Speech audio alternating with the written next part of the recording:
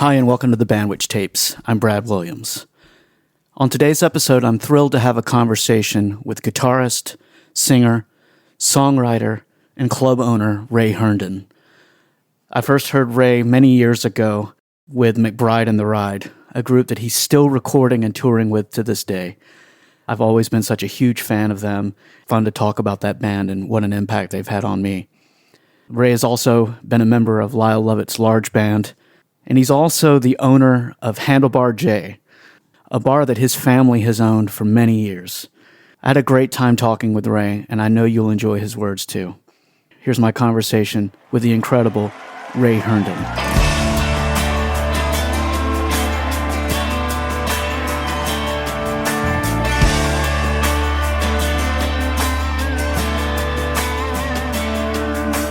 He gets up before the dawn, packs a lunch and a thermos full of coffee. It's another day in the dusty haze, the burning rays are wearing down his body. And diesel's worth the price of gold, it's the cheapest crane he's ever sold. He's still holding on. He just takes the tractor another round, pulls a plow across the ground, and sends up another prayer. He said, Lord, I never complain, I never ask why. Please don't let my dreams run dry. Underneath this Amarillo sky. Ray, it's a pleasure to have you on the podcast. How's it going today? Hey, Brad. Thank you so much. Glad to be here. Yeah, man. It's I've really been looking forward to this. I have just been such a fan of everything that you do for as long as I can remember, and it's an honor to get to just hang out and spend some time with you and talk about your amazing career. Well, Yeah. thanks. Yeah. First and foremost, you are not only a musician, but you're also a club and restaurant owner in Scottsdale. Is that right? Yes. The Yeah. antithesis of musicians. No, just kidding. But yes, I'm both. I get to experience both sides of that coin. Yeah. Yeah. And it's funny. I was wondering about that, about you own the famous Handlebar J's in Scottsdale. Do you think you approach running a club differently as a musician, kind of knowing how that world works as musicians? Differently, well, I'm not sure about differently. I probably do it differently because I'm more a musician than I am a club owner, for sure. Yeah. Because a lot of my friends that are club owners, probably go, "What the hell are you doing?" But no, my fiance has been very helpful to me we've been together for 12 years. She does a lot of stuff at the restaurant that I don't do. She's more of a kitchen side of the place. So, we just collaborate on stuff, and we have some great employees, so we're fortunate. This is our 50th year in business at this place. My mom ran it for many, many years, and she passed away. And when I had the opportunity to either sell it or buy my brothers out, I chose the latter. And here I am. It's been almost, I guess, 9 years now that I've owned her. Well, about 8 years, I guess. So it's a long time for anybody, even 8 years, So we're fortunate. Is it? I would imagine it's quite a time commitment, right? To run that place. It is, and Brad, at my age, I'm trying to, I hate to say step back a little bit, but I am trying to step back a little bit. I have other passions besides music that I do, and owning a restaurant and bar.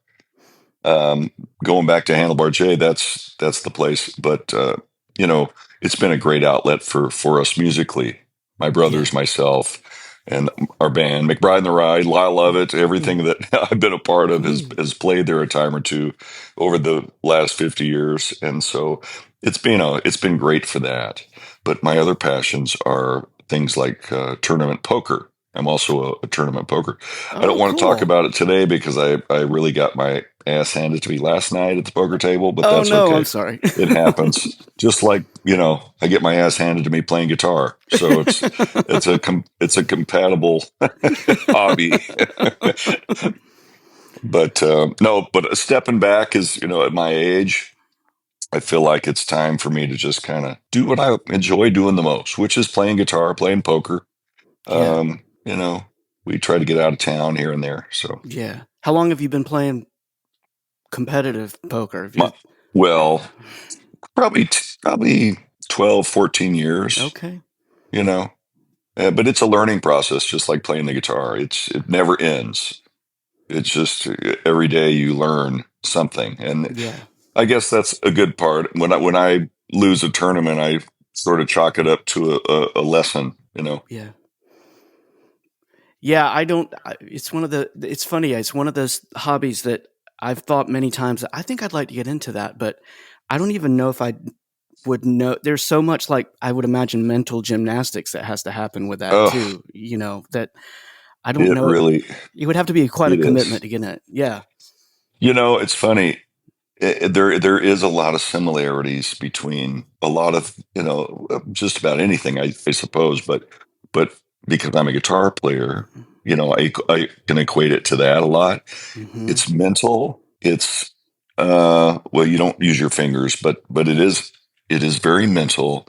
Like when you're trying to play through changes, Yeah. and you screwed up, the fourth bar on the fly. It's you screwed up making the right bet, or whatever it is. There's a lot of kind of weird similarities there, but I think about those things as a guitar player, sure, and a musician. A musician first, really. Guitar player is just the instrument that I use, I suppose. But or golf, you could say too. It's same.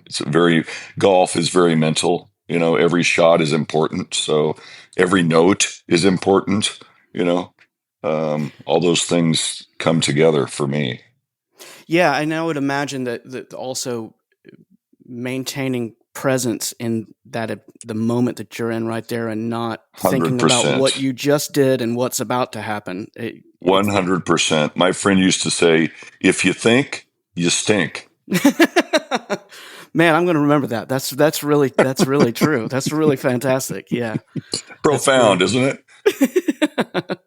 The simple ones usually are, but it's true. If you sit and ponder that for a few minutes, you'll go, "Wow, that's very true." Yeah, I would think. I can think back on many of the times where the worst thing I could have done as a musician is to think in the moment instead of just reacting and going. All of us. Yeah, that's it. I'm still fighting that. Believe me. Yeah. Still. The more I dive into, and I stay active learning music for whatever it's worth. I don't know what it's worth anymore, other than just my brain and my knowledge. Maybe I'll take this into my next life. I don't know, but whatever it is, I enjoy it. Mm-hmm. I've really been really into the Barry Harris method of, his whole thing. And I got into that on the road with Lyle for a long time. My friend Buck Reed and I talked music all the time when we were on the bus in Lyle's band. Every year we toured, we would talk music a lot, obviously.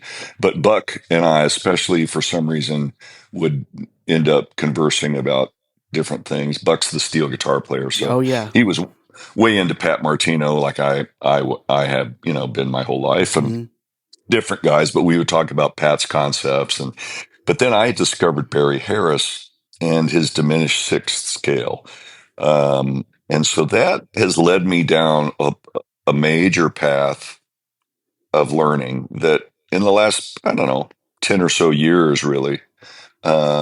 and just got deeper and deeper into that. And, it's probably going to go on for the rest of my life, I guess. But it really has opened up a lot of avenues for me and a lot of doors musically, that I'm still just discovering. Pat Martino used to say, it's discovery.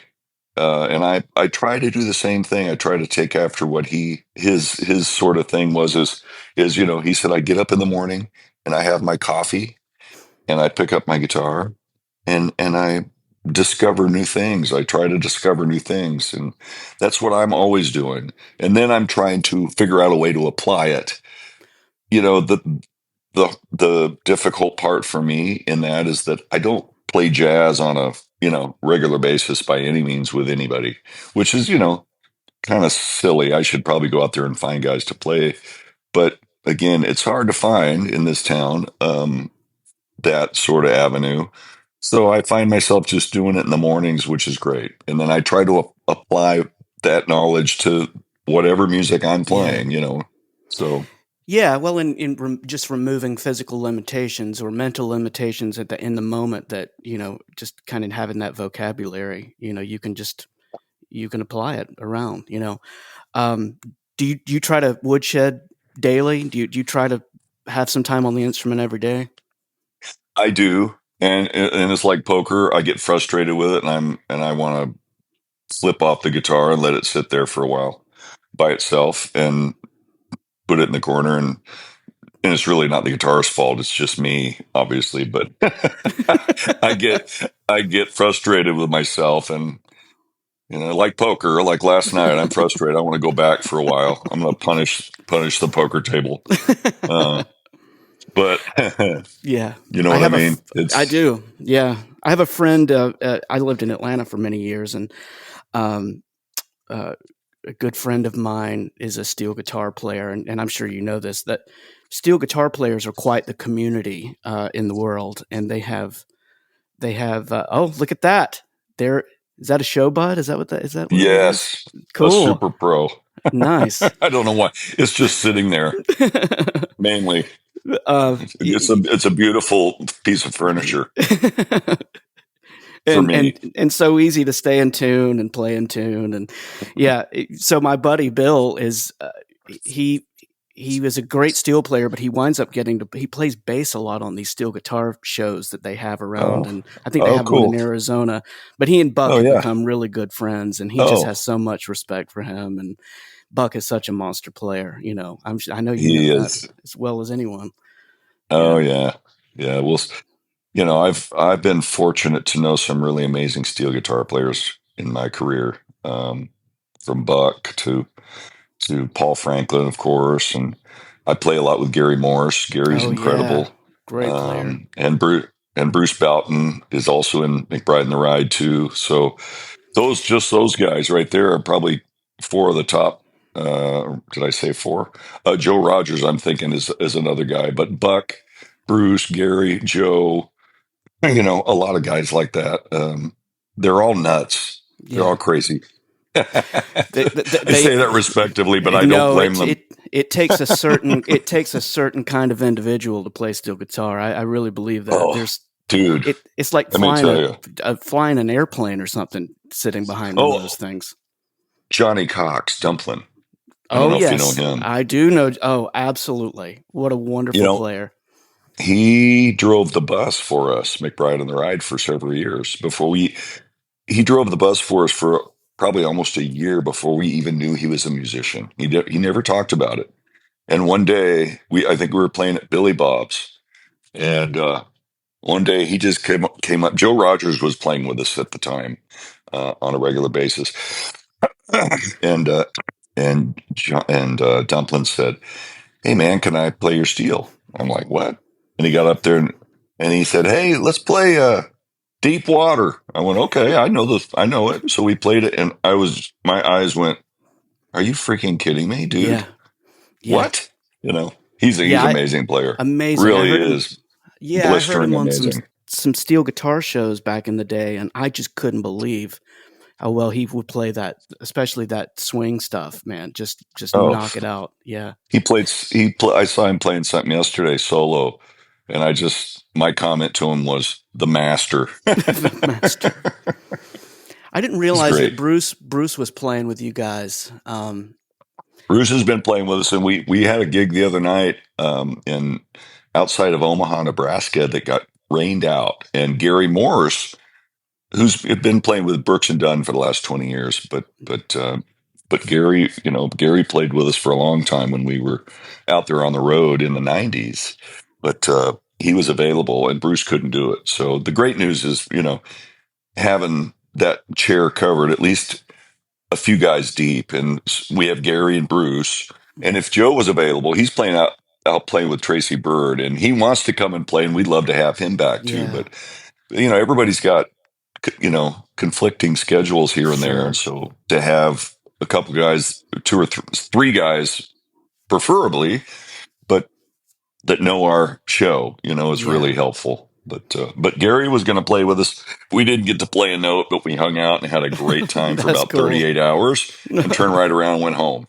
So hopefully, and he wants to do it again, of course, because he woodshedded the show and he was ready to play it, and we didn't play a note. So he's like, man, let's do it. I said, okay, we'll find another date. So yeah. So when I was a kid, my family went to Nashville and went to the Palace, and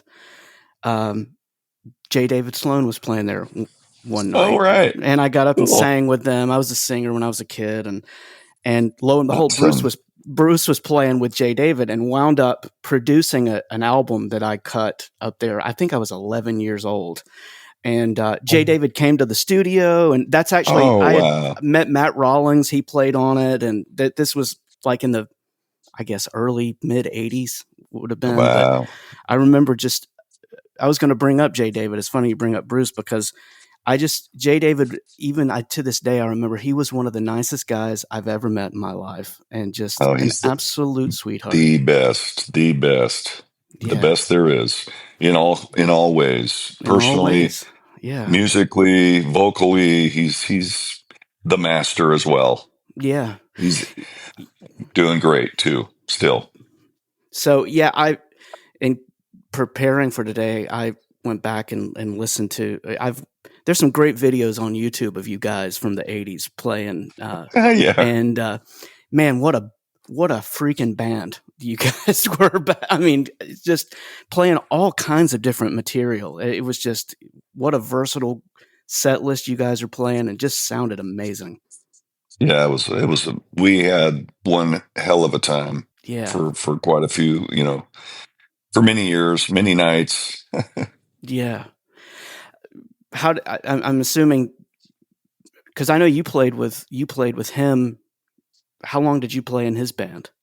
With Jay? Yeah. I was in the band at Lucky's for about 5 years, I think.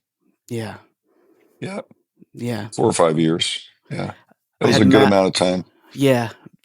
Matt was on the podcast, and we talked about, he says that playing in Arizona those days probably set him up for success as a musician more than anything else.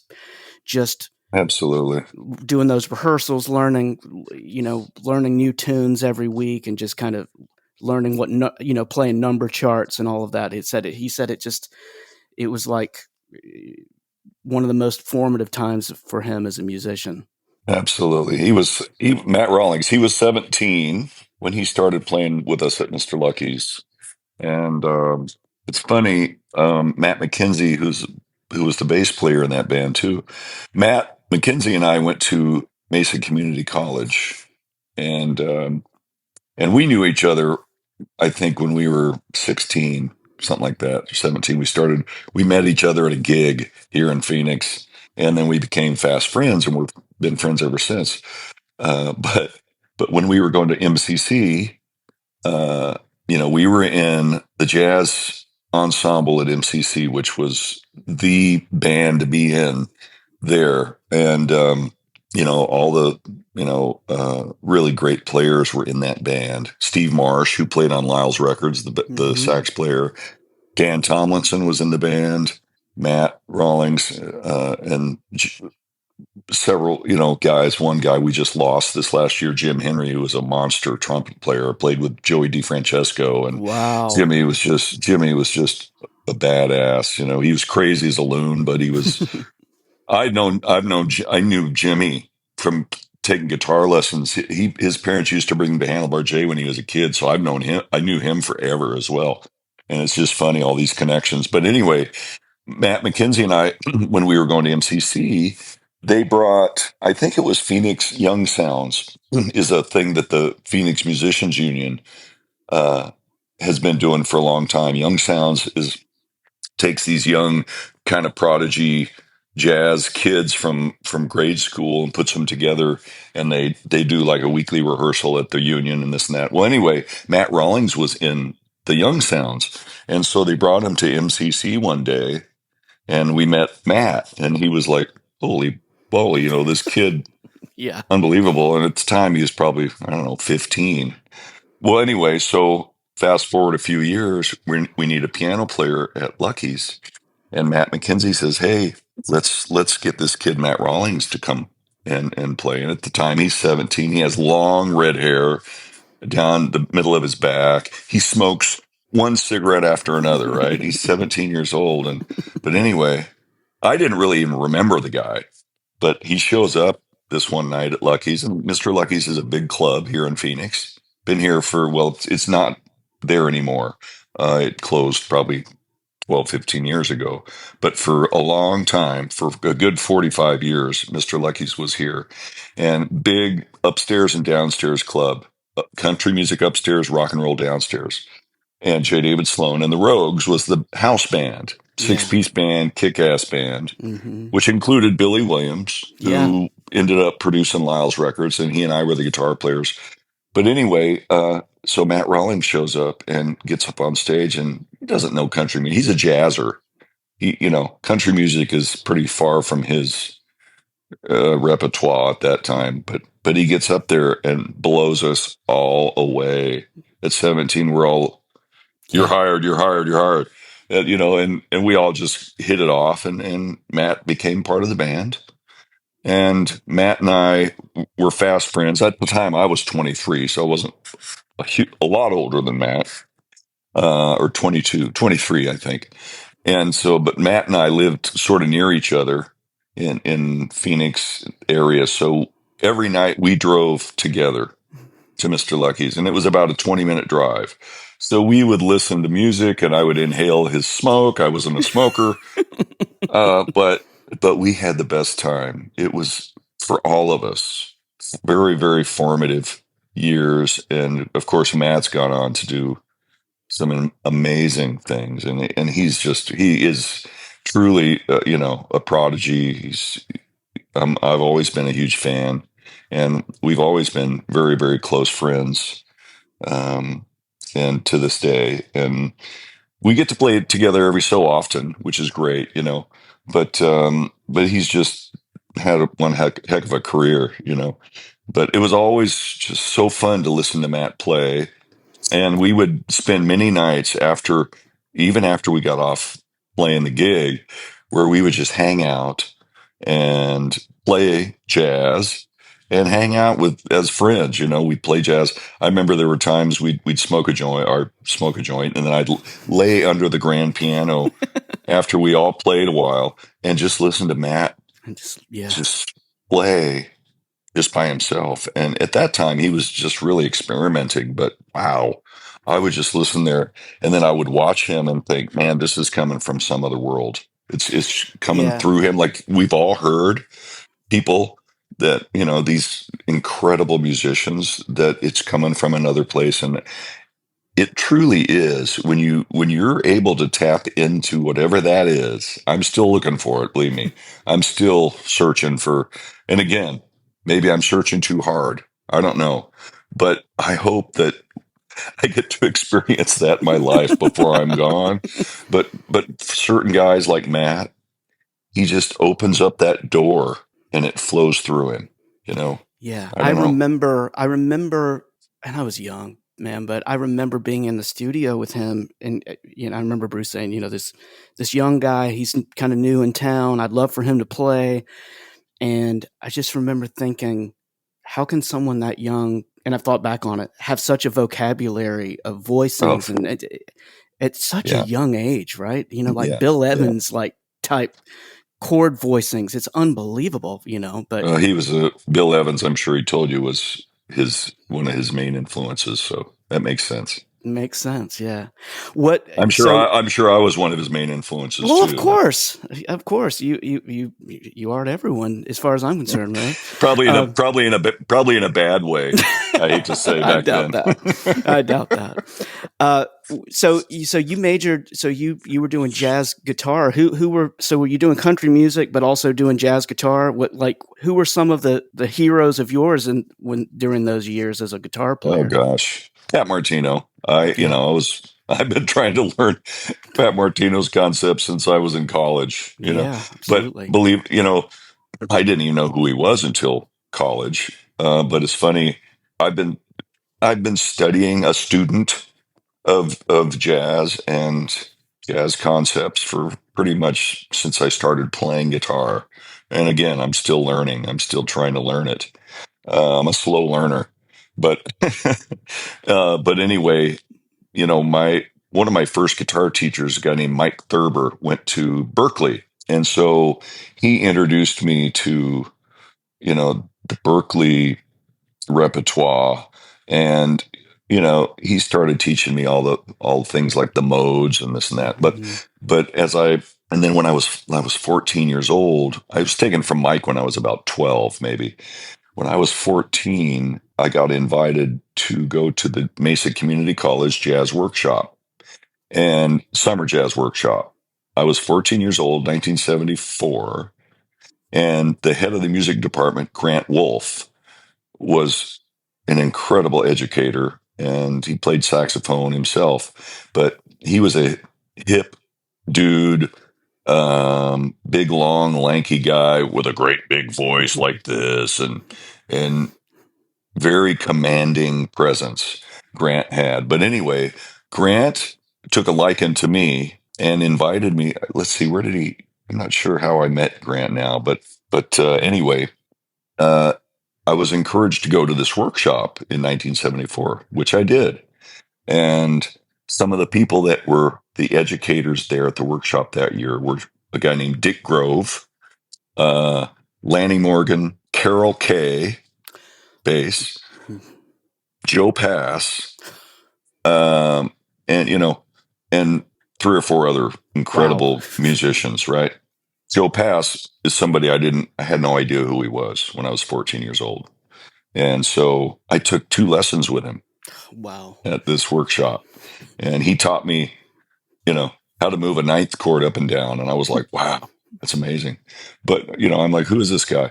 And then, of course, I learned real fast who Joe Pass was. Right. But at the time, before I went to those jazz workshops, I wasn't into jazz. I was playing Doobie Brothers and Joy to the World, and things like that on gigs. That's what I grew up playing.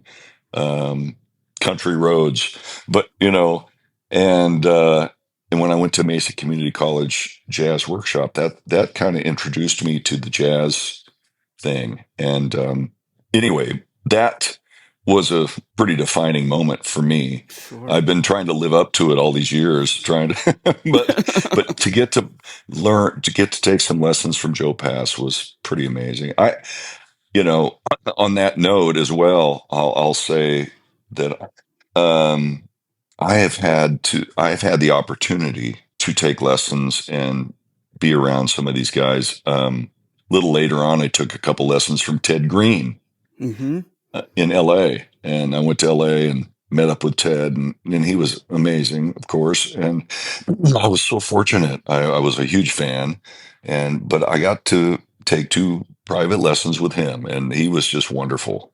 And later on, when I was moving to LA from Nashville, I was very excited. I thought, man, I'm going to hook back up with Ted Greene, because I hadn't heard about him in a while. And somebody had told me, he passed away. I'm like, oh, what? Wow. I didn't even know, which was crazy. But, he didn't stay in the limelight. He stayed in the background. So you didn't really hear a lot about him.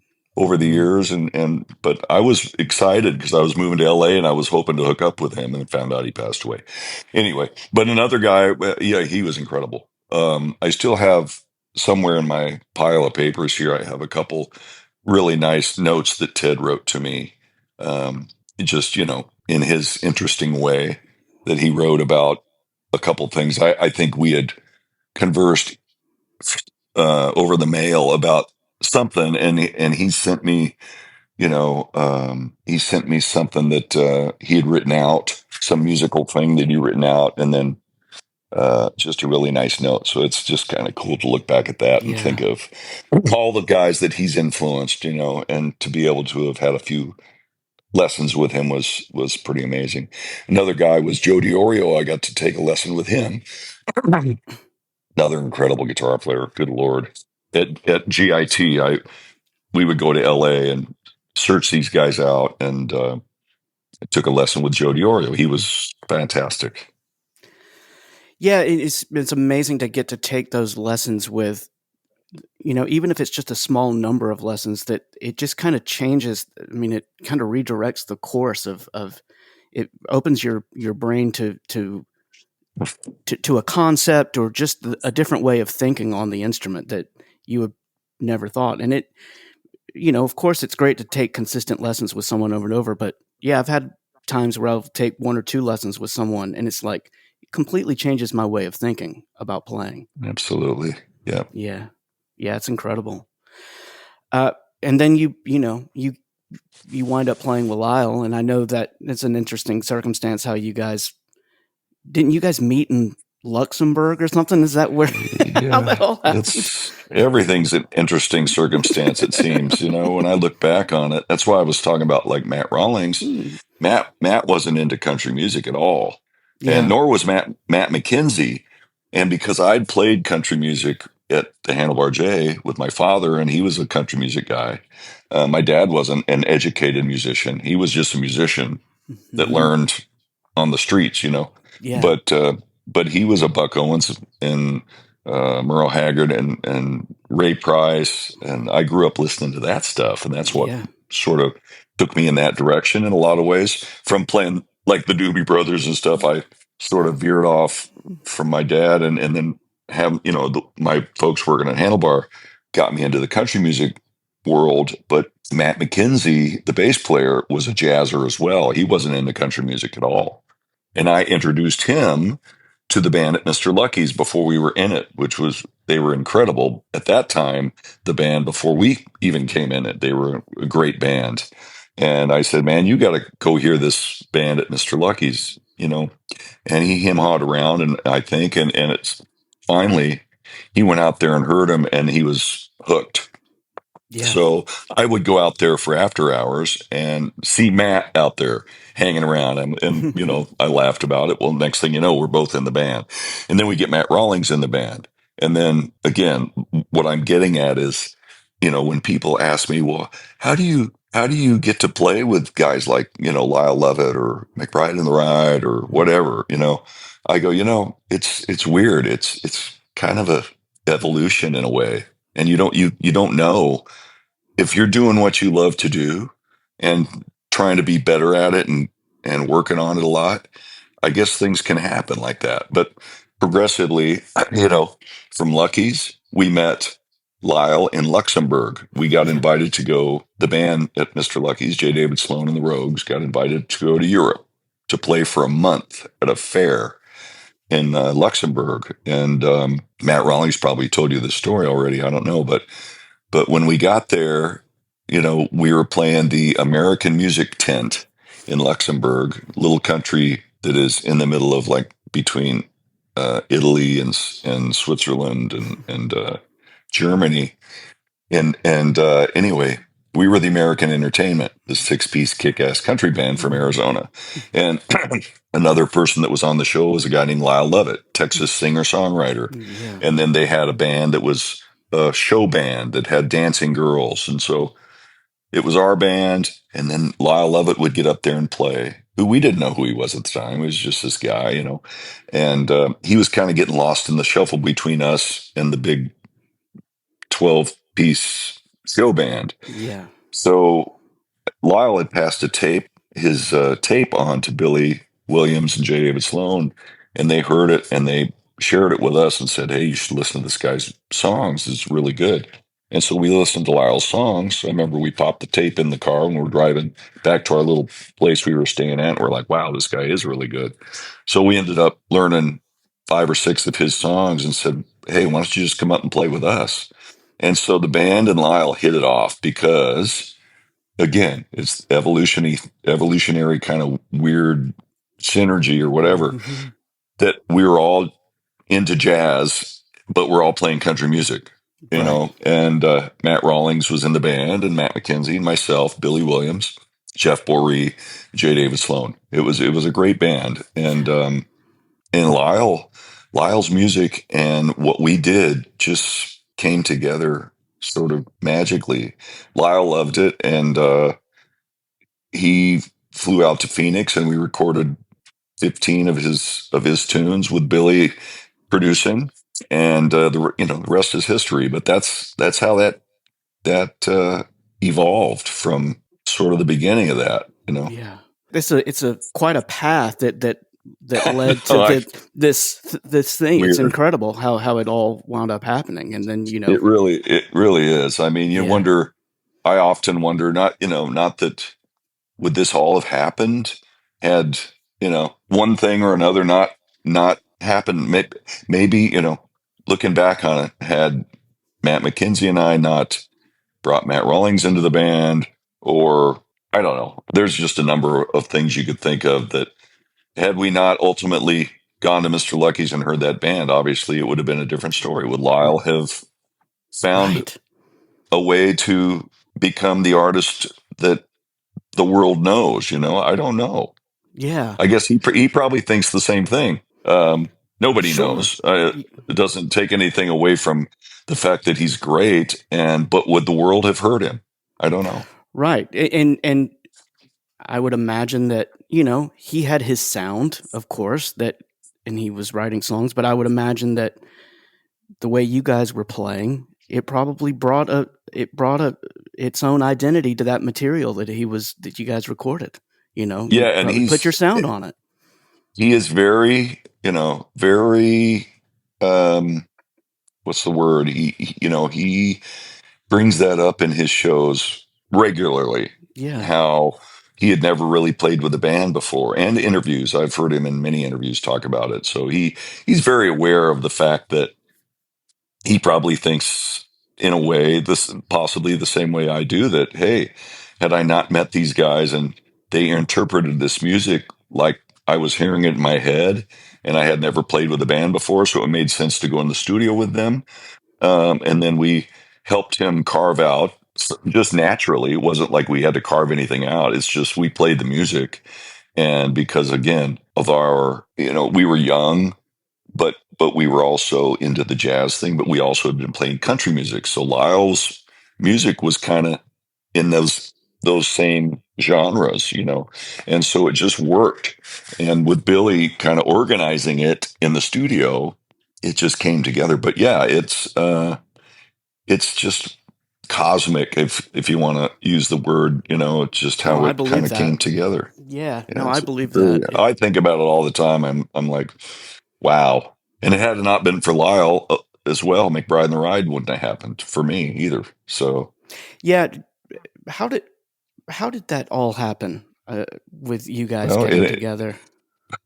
Well, it continues at that same path, because I met Tony Brown playing with Lyle. Tony came out to Arizona to, after the first Lyle record, we went out to Nashville, which was basically my first professional trip to Nashville. We ended up doing like Hee Haw, and we did New Country, and we did these TV shows of, I'm 23 years old and wide-eyed and like, wow, I'm in Nashville playing, these professional country music shows. Yeah. But anyway, then after that, Tony Brown flew out to Arizona, and we did pre-production on the Pontiac record. And Lyle and Tony and the whole bunch would come out to Handlebar J. Tony saw me doing my thing on stage, playing with the Herndon brothers, and one thing led to another. And long story short, Tony called me out of the blue when he found out one summer that I wasn't going to do the Lyle tour. And I'd been touring with Lyle at that point for probably 5 years. So this is about 91. And I'd been playing with Lyle on the road since 86 after his record took off and all that stuff. And Tony Brown called me out of the blue and said, "Hey, man, I hear you're not going out with Lyle." I said, "Yeah, I think I'm going to stay home and work on my own career, this and that." He goes, "Well, let me tell you about something I've been thinking about.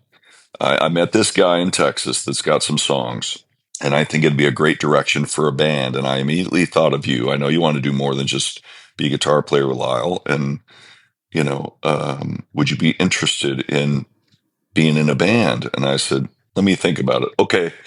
And so fast forward, I said, "Yes, I'll go out with Lyle." Yeah. He goes, "Well, I think it'd be really good if you went out with him because it could help propel this band idea." Okay, well, so twist my arm. So I ended up going out with Lyle that summer. Mhm. And then I met Terry McBride in Austin at the Paramount Theater when we played there that summer. And we hit it off. Terry's great, very funny. And we just had a great meeting. And he came to the show. Next thing you know, Tony Brown flew myself and Terry out to Nashville it was Fanfare, I think, in the summer. Mhm. And we met Billy Thomas and Steve Fischel, and we got together and hit it off. And we got in a studio at SIR in Nashville and worked up, I think, 4 of these songs that Terry had. And little did we know we had this brotherly harmony, which I don't even think Tony didn't even know. And Yeah. we just started singing together. I'm a baritone, obviously. And with Terry's, voice and Billy's voice, we just had a blend that was kind of magic. And plus, we all played. And so it was a 4-piece sort of kick-ass country band. And Tony Brown came in and just was like blown away by it. I always wanted to be the solo singer. That's always been what I've done. So that wasn't really what I was looking to do, to be honest with you. I wasn't really looking to be like a sideman again. Because I've always fronted my own bands, and that was sort of what I wanted to be. But and kind of in the beginning, I was told that Terry and I would be the frontmen of the band. It didn't turn out that way, and it is what it is. Was I disappointed? Yeah. But at the same time, it's also an opportunity that not everybody gets, so I went along with it. And so anyway, it was all due to that Lyle Lovett path and ultimately Mr. Lucky's and J. David Sloan and the band led us all to our different places. And Matt Rawlings has gone on through that avenue as well. And of course he went to Berkeley later, but, he met Tony Brown, and Tony got Matt into doing demo sessions in Nashville. He said, if you move to Nashville, I'll put you to work. And he did. And Matt being as great as he is, he didn't need anything but really an introduction. And guys like Bruce Boughton recognized it. And of course, next thing you know, I think one of the first records I remember Matt playing on was Keith Whitley's "Don't Close Your Eyes." Yeah. And that song that album was on, and that whole record, which was iconic and just a classic record now. But and then Matt McKenzie has gone on, and we all moved to Nashville, finally. And McKenzie has been doing all kinds of stuff. He played with Patty Loveless for many years. He played with Don Williams for years, Olivia Newton-John, countless recording sessions, and now he's like the second. He plays. He's in the house band at the Opry as the fill-in guy for Larry Paxton. And Larry, perhaps when Larry decides to not do that gig anymore, Matt's probably the first in line that's going to be the house guy on the Opry. So Matt's done well as a musician in Nashville too. So we've all had our little piece. Waking in the morning to the feeling of her fingers on my skin.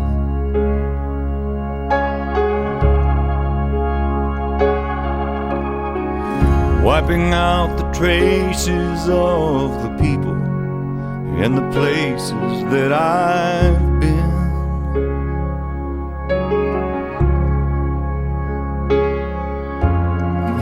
Teaching me that yesterday was something that I never thought of trying.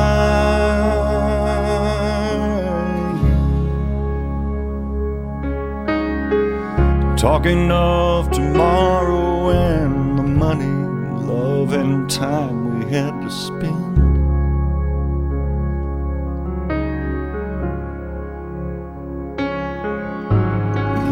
Loving her was easier than anything I'll ever do again.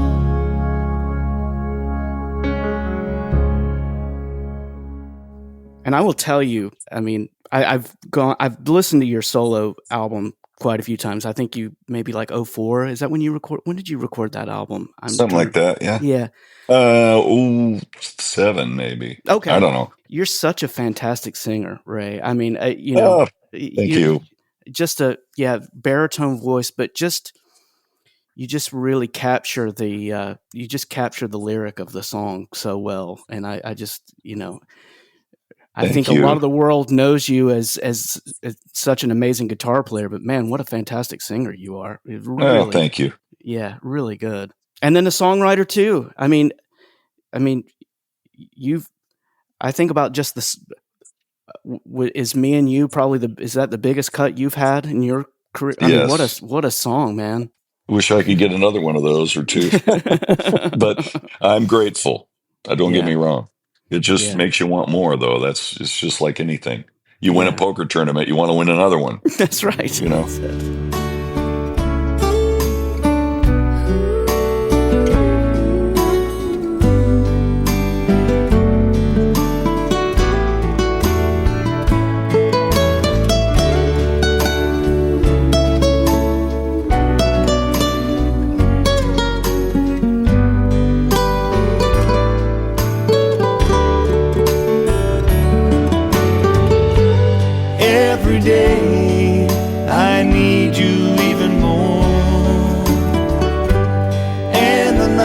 Time too.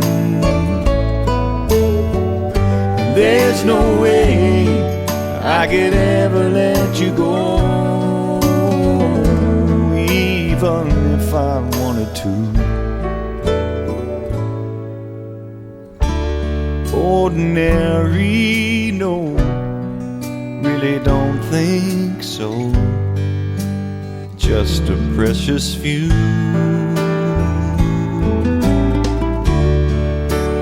Ever make it last or get as lucky as me and you.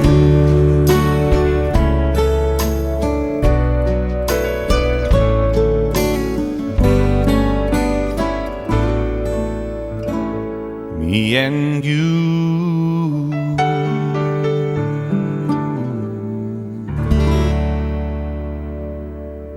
McBride The Ride's out playing together again, and how is that experience different now, maybe compared to now that you've had some years and some perspective, you know, life experience? How is that experience different for you guys now than it was those early days? Still fun. We laugh. I tell people they're like, how is it going out with McBride The Ride? So we laugh a lot and we play a little bit of music. That's usually how it is, because we're out there. Like the other day, you know, we were 30. We didn't play a note of music, but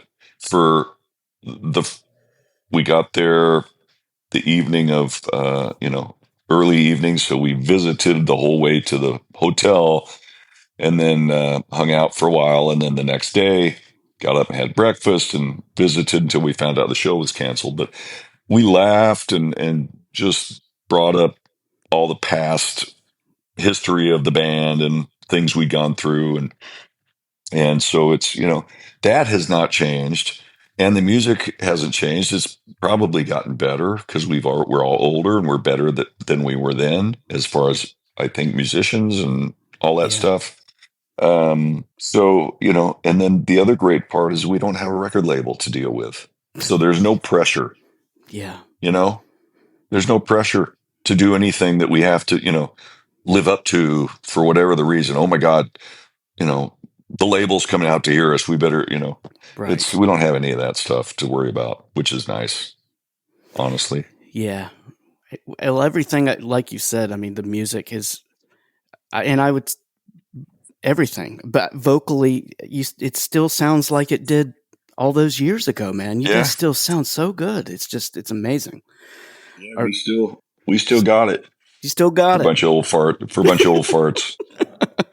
Are you all around in different parts of the U.S.? Or do you kind of show up at the location wherever you're playing and like fly to the location and do it? Yeah, that's usually because I'm out here in Arizona. Those guys are in Nashville, so I'm kind of the one that flies in these days, which isn't cheap. That's another thing. Travel has gotten so ridiculous expensive. It's hard to do it, and we're not on a bus these days. We're doing 1-offs or 2-offs or 3-offs, whatever it is, and because we all have our own stuff going on too, so we can't really go out there for 3 months at a time unless it really somehow made sense, for one reason or another, both financially and professionally. If it made some sort of sense, we got invited, say, to go out with Morgan Wallen or something, we'd probably really think hard about making that happen, because who knows. But yeah, we're doing just weekends whenever they come in right now, so which is great. So I get to fly in, so all the gigs I've been doing, I've been also playing with Don McLean some recently, no kidding. and so that's really fun because Dave Francis, who's the bass player, and I played tons of sessions together in Nashville, and I played with those guys before.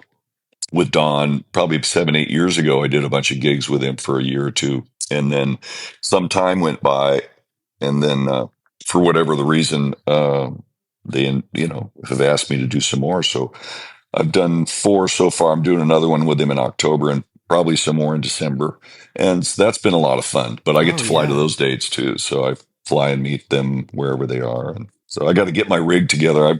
I've realized with the expenses of flying, I need a smaller rig. So I'm trying to decide what the hell I'm going to do. That's always an evolution as well. That, to me, I'm a bass player, and that part of it is just the most stressful part to me. It fills me with anxiety of just thinking about getting my instrument to the gig when there's an airplane involved. Yeah. And the great part about with Don is that the back line has all the last couple gigs I've had, there have been really nice guitars just there. That must be in their rider. And so I am seriously considering not even bringing a guitar and just playing whatever's there, because, some of these are like one-off gigs, and as opposed to traipsing through the airport with a guitar for a 90-minute show, it's like, why bother? Just use it. And they're nice guitars. They're like really beautiful Fender Telecasters and Strats, and a guitar. Sure, it's nothing like having your own guitar, but I can play a guitar, so it doesn't matter really what guitar it is ultimately. So, you're going to still sound like you, I'm guessing. To a certain degree, right? Yeah. No. Unless it's just in really bad shape for some reason, but I can't imagine them bringing one that is. But it's still, at the same time, there is that possibility. So I lament on it, trying to figure out if that's the best idea or not. Yeah. So we'll see. Well, that's awesome. I'm glad. That's really cool that you're playing those shows too, man. It's you're still kicking. You're still a busy dude. Yeah, my fiance goes, "Can't you just say no to some of the stuff?" I say, "No, I can't." My wife and I have that same conversation. I understand. That's it. It's in our blood, man. That's what we do. I get it. Yeah, of course. Yeah. Well, Ray, I just can't thank you enough for just spending some time hanging out and talking today. It has been an absolute honor. Yeah. Brad, thank you for having me. Always an honor to get to share whatever's happened in my life. I don't typically talk about it. I think about it, but thanks for having me. Yeah, Been a it's been a pleasure. pleasure. Yeah. Well, best of luck to you, and just thanks for the music. Absolutely. Continued success to you.